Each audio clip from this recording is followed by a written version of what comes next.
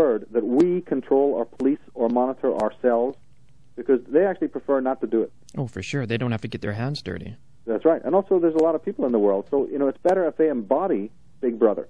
Mm-hmm. And in America, that's what you're finding, is that people are so voyeuristic, people are monitoring each other, people are so intractable.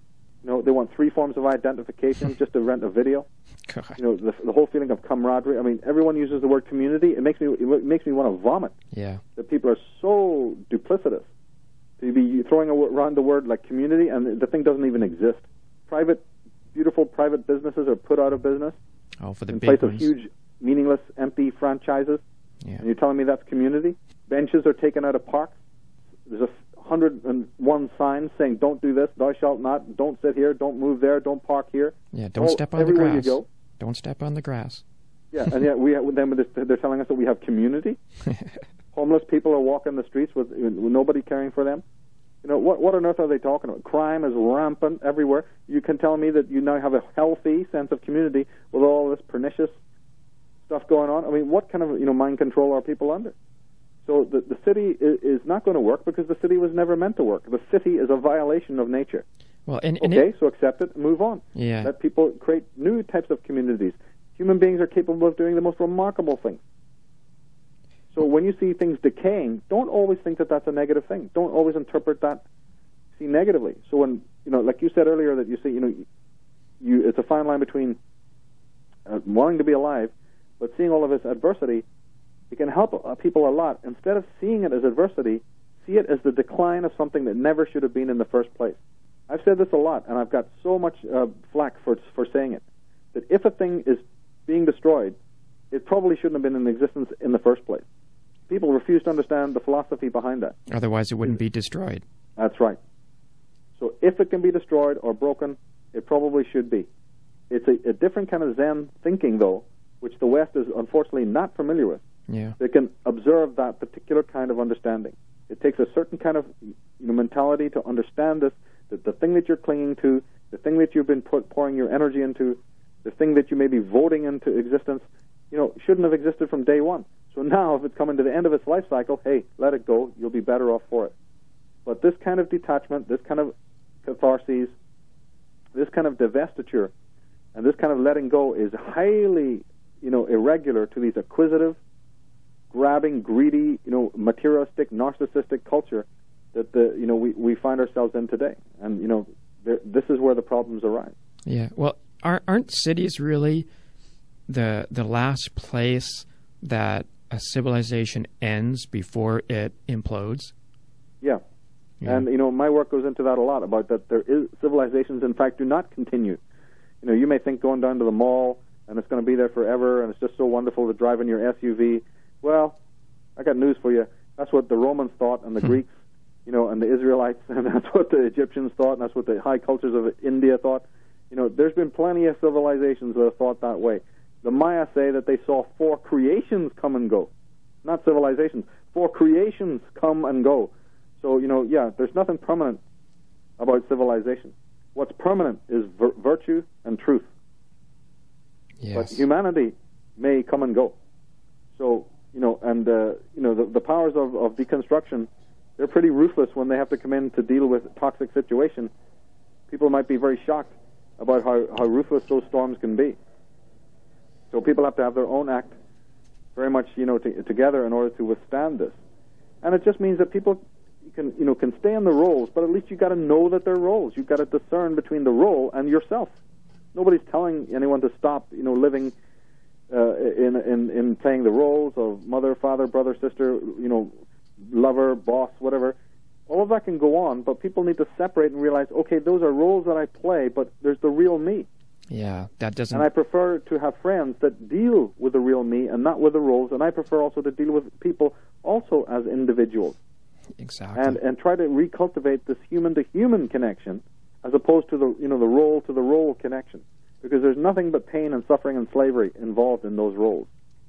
Well, they're inauthentic. They don't matter. Exactly. It's illusion. Children can be wiser than their parents, but the parent is thinking, oh, no, I'm the boss. I'm the smart ass.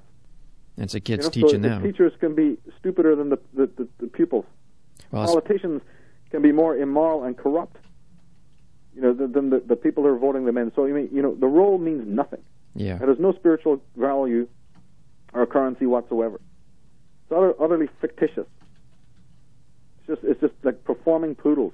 There's no meaning whatsoever. Yeah. None of these people, are arranged in a holarchy. The ancient civilizations and many even of the third world cultures before they were completely destroyed and decimated lived in a holarchic situation, not a hierarchy, a holarchy. Everything was based on the sphere. Everything was based on wholeness from, the tribal level onwards to the whole relationship to nature, the way everything was arranged.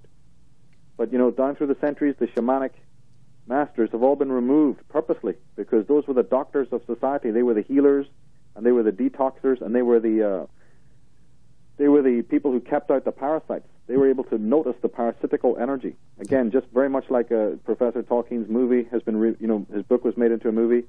People check out that movie. You can see that a very good example of how ancient societies worked, in which you had the shaman, and that the shamans eventually got corrupted. The wizards got corrupted, and this caused enormous upset in society.